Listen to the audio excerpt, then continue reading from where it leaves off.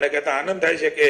ખેડૂતોની આવક બમણી થાય અને આધુનિક બનાવવા માટેના મક્કમ નિર્ધાર સાથે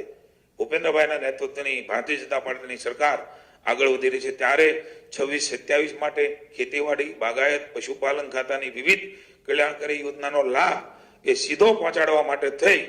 અને તમામ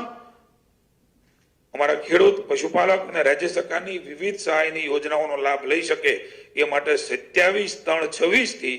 26/4/26 સુધી એક મહિના માટે આ ખેડૂત પોર્ટલ